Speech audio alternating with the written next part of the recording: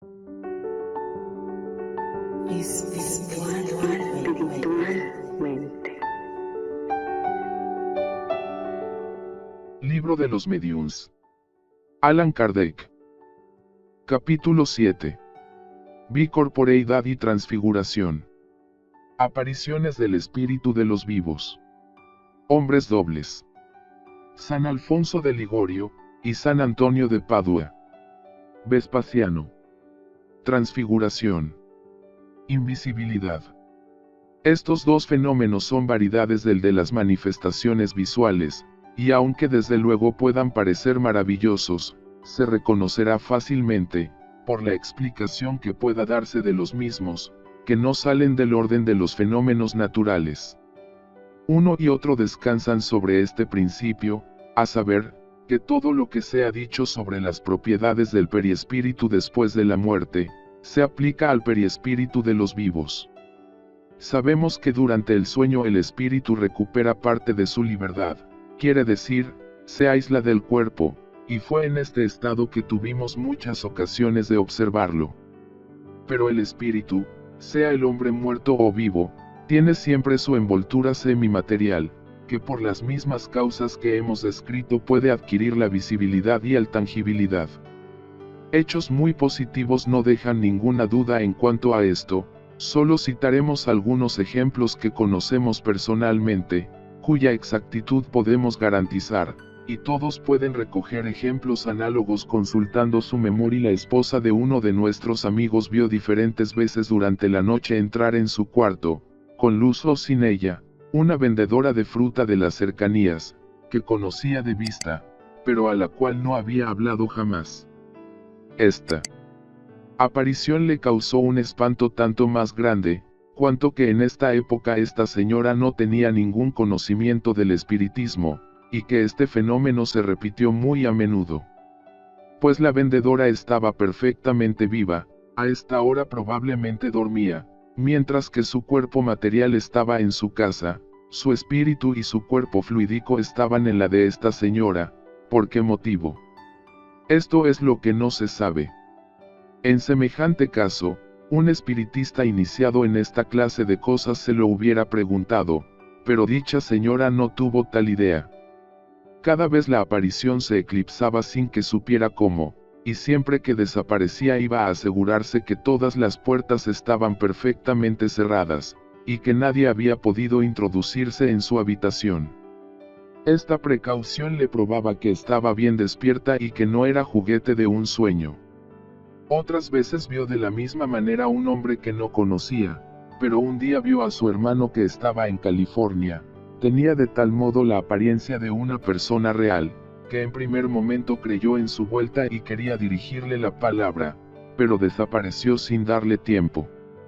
Una carta recibida posteriormente le acreditó que no había muerto.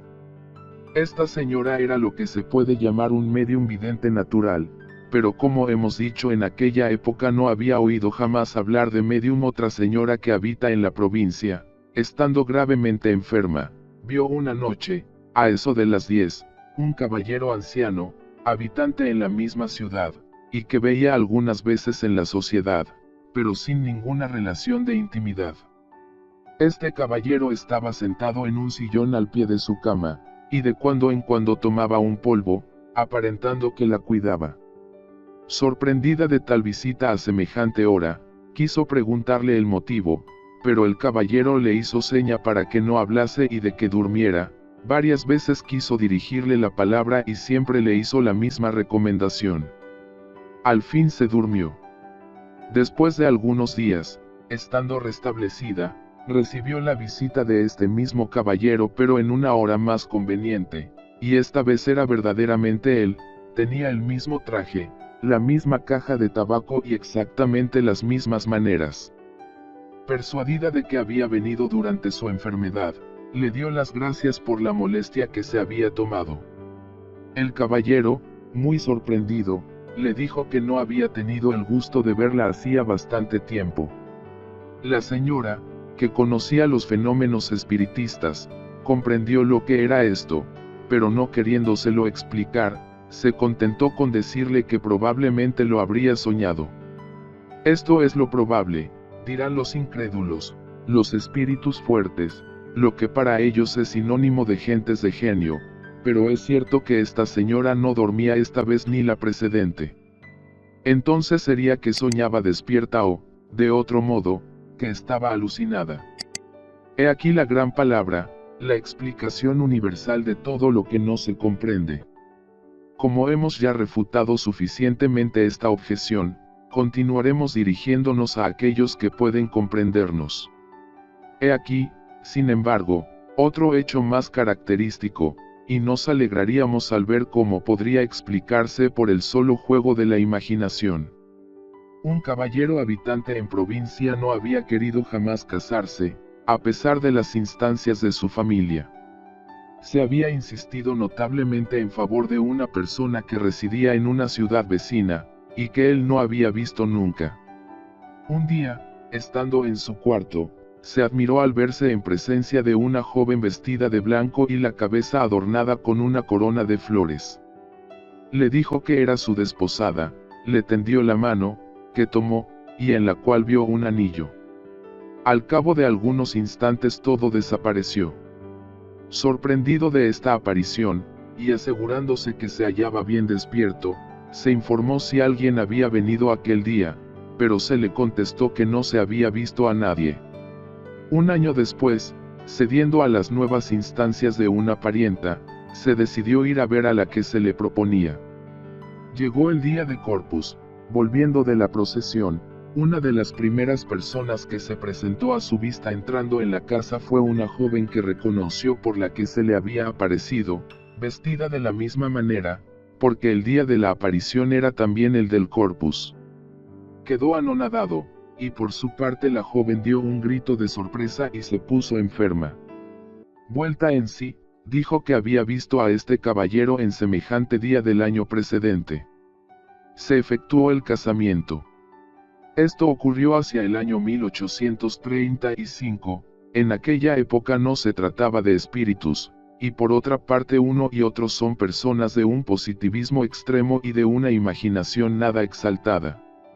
Puede ser que se diga que uno y otro tenían el espíritu afectado con la idea de la unión propuesta, y que esta preocupación determinó una alucinación, pero es preciso no olvidar que el marido era tan indiferente a esto, que estuvo un año sin ir a ver a su pretendida.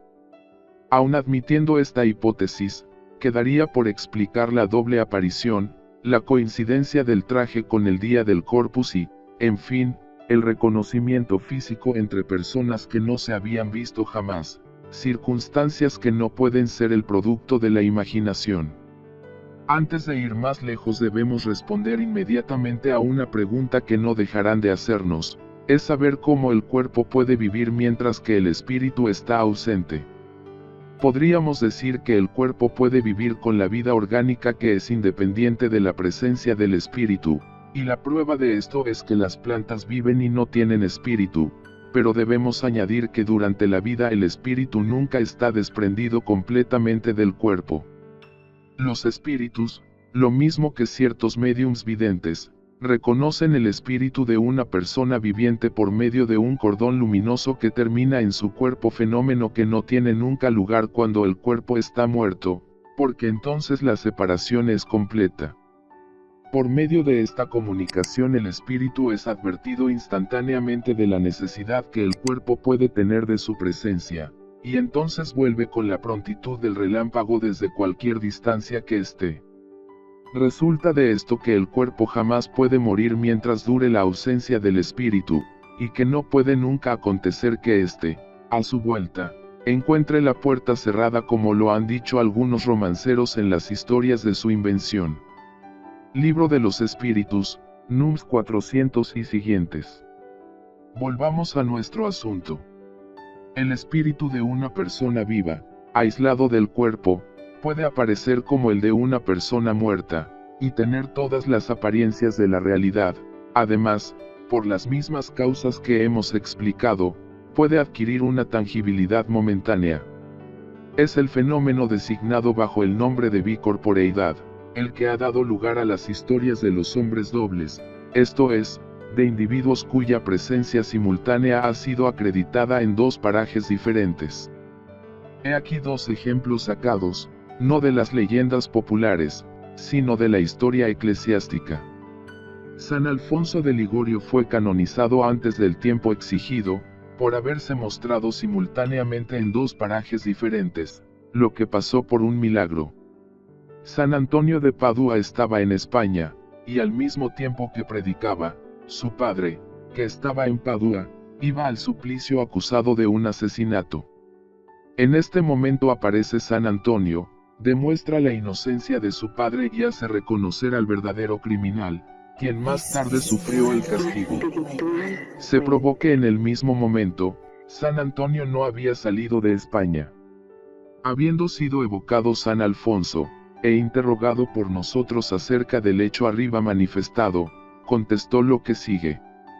1. ¿Podrías explicarnos este fenómeno? Sí, el hombre, cuando está completamente desmaterializado por su virtud, y que ha elevado su alma hacia Dios, puede aparecer en dos parajes a la vez.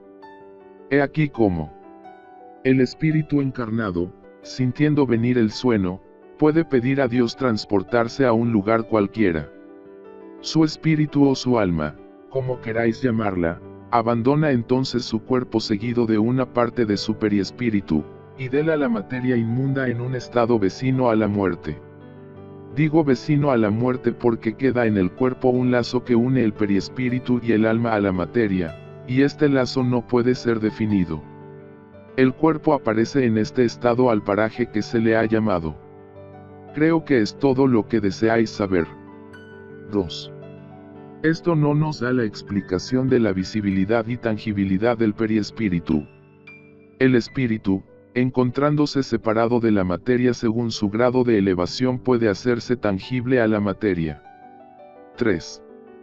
El sueño del cuerpo es indispensable para que el espíritu aparezca en otros parajes.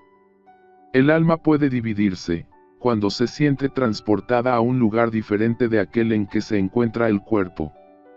Puede acontecer que el cuerpo no duerma, aunque esto sea muy raro, pero entonces el cuerpo no está jamás en un estado perfectamente normal, está siempre en un estado más o menos estático. Observación. El alma no se divide en el sentido literal de la palabra, irradia por diferentes lados, y es así como puede manifestarse sobre muchos puntos sin estar dividida. Es lo mismo que una luz que pueda simultáneamente reflejarse en muchos espejos. 4. ¿Qué le acontecería a un hombre si se le despertase bruscamente en el mismo momento que, sumergido en el sueño, su espíritu apareciese en otra parte? Esto no sucederá, porque si alguno tenía la intención de despertarle, volvería el espíritu al cuerpo y prevendría la intención, atendido que el espíritu lee en el pensamiento. Se nos ha dado varias veces una explicación completamente idéntica, por el espíritu de personas muertas o vivas. San Alfonso explica el hecho de la doble presencia, pero no da la teoría de la visibilidad y tangibilidad. Tácito refiere un hecho análogo. Durante los meses que Vespasiano pasó en Alejandría para esperar la vuelta periódica de los vientos de verano y la estación en que el mar estaba más seguro, acontecieron muchos prodigios, por donde se manifestó el favor del cielo y el interés que los dioses parecían tomar por este príncipe. Estos prodigios redoblaron en Vespasiano el deseo de visitar el lugar sagrado de Dios, para consultarle los asuntos del imperio.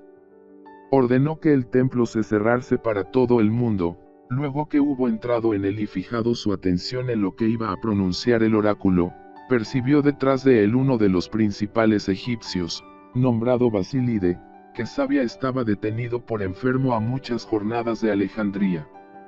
Se informó de los sacerdotes y Basilide había venido al templo en este día, se enteró por los demás si se le había visto en la ciudad, en fin, envió hombres a caballo y se aseguró que en dicho momento estaba a 80 millas de distancia.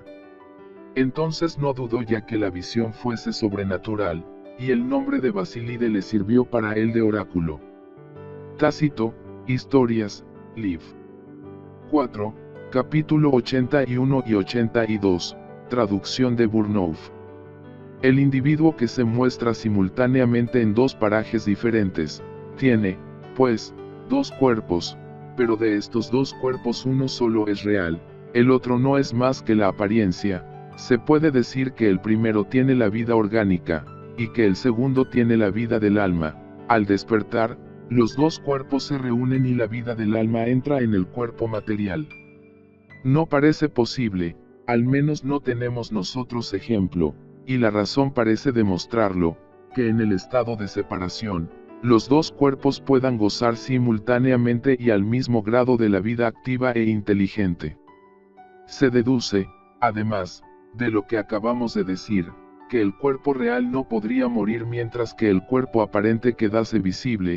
La aproximación de la muerte llamaría siempre al espíritu al cuerpo, aunque solo fuese por un instante. Resulta, igualmente, que no podría darse la muerte al cuerpo aparente, porque no es orgánico ni está formado de carne y hueso. Desaparecería en el mismo momento que se tratara de matarle. Pasemos al segundo fenómeno, el de la transfiguración. Consiste en el cambio de aspecto de un cuerpo vivo. He aquí respecto a esto un hecho del que podemos garantizar la perfecta autenticidad que pasó en los años 1858 y 1859, en las cercanías de Saint-Étienne.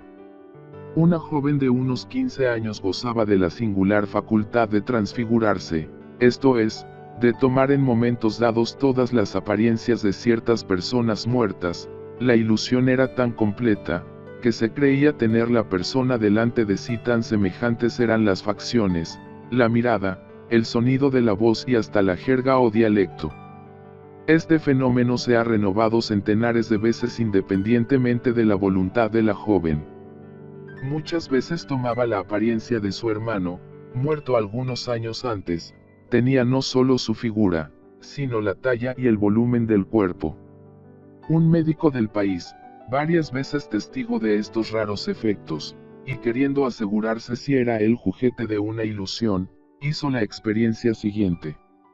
Nosotros hemos adquirido estas noticias de él mismo, del padre de la joven y de muchos otros testigos oculares muy honrados y muy dignos de fe. Tuvo la idea de pesar a la joven en su estado normal, después en el de la transfiguración, cuando tenía la apariencia de su hermano, de edad 20 y tantos años, mucho más corpulento y robusto. Pues bien, se encontró que en este último estado el peso era casi el doble. La experiencia era concluyente y no era posible atribuir esta apariencia a una simple ilusión óptica.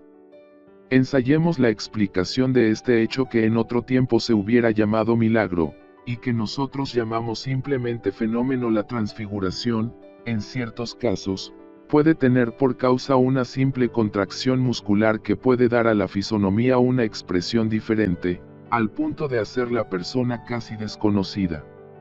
Nosotros lo hemos observado muchas veces en ciertos sonámbulos, pero en este caso la transformación es radical. Una mujer podrá aparecer joven o vieja, bella o fea, pero será siempre una mujer, y su peso, sobre todo, no aumentará ni disminuirá. En el caso de que se trata, es bien evidente que hay alguna cosa de más. La teoría del periespíritu nos pondrá en camino. Está admitido en principio que el espíritu puede dar a su periespíritu todas las apariencias, que por una modificación en la disposición molecular puede darle la visibilidad, la tangibilidad y, por consecuencia, la opacidad, que el periespíritu de una persona viva, aislada del cuerpo, puede sufrir las mismas transformaciones, que este cambio de estado se opera por la combinación de los fluidos. Figurémonos ahora el periespíritu de una persona viva, no aislada, sino irradiando alrededor del cuerpo de manera que lo envuelva con una especie de vapor. En este estado puede sufrir las mismas modificaciones que si estuviese separado del cuerpo. Si pierde su transparencia, el cuerpo puede desaparecer, venir a ser invisible y estar velado como si estuviese metido en una densa niebla. Podrá también cambiar de aspecto, volverse resplandeciente si tal es la voluntad o el poder del espíritu. Otro espíritu, combinando su propio fluido con el primero, puede sustituirle con su propia apariencia, de tal modo que el cuerpo real desaparezca bajo una envoltura fluídica exterior, cuya apariencia puede variar a gusto del espíritu. Tal parece ser la verdadera causa del extraño y raro fenómeno, preciso es decirlo así, de la transfiguración. En cuanto a la diferencia del peso, se explica de la misma manera que para los cuerpos inertes. El peso intrínseco del cuerpo no ha variado porque la cantidad de materia no ha aumentado, sufre, sí, la influencia de un agente exterior que puede aumentar o disminuir el peso relativo, como lo hemos explicado más arriba, número 78 y siguientes. Es, pues, probable que si la transfiguración hubiese tenido lugar bajo el aspecto de un niño, el peso hubiera disminuido a proporción. Se concibe que el cuerpo pueda tomar otra apariencia mayor o de la misma dimensión, pero, ¿cómo podría tomar la más pequeña la de un niño, como acabamos de decir? En este caso el cuerpo real no pasaría de los límites del cuerpo aparente. No decimos que el hecho se haya producido, hemos querido solo demostrar, refiriéndonos a la teoría del peso específico, que el peso aparente hubiese podido disminuir. En cuanto al fenómeno en sí mismo, no afirmamos ni su posibilidad, ni su imposibilidad, pero en el caso en que tuviera lugar, del cual no se pudiera dar una solución satisfactoria, no por esto se infirmaría el fenómeno. No olvidemos que estamos al principio de la ciencia y que estamos aún lejos de que lo diga todo sobre este punto, como sobre otros muchos. Además, las partes excedentes podrían perfectamente hacerse invisibles.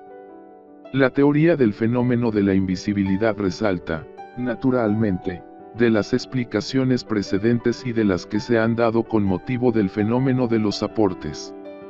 Nos faltaría tratar del singular fenómeno de los no engendrados, uno, que por extraordinario que pueda parecer a primera vista no es más sobrenatural que los otros.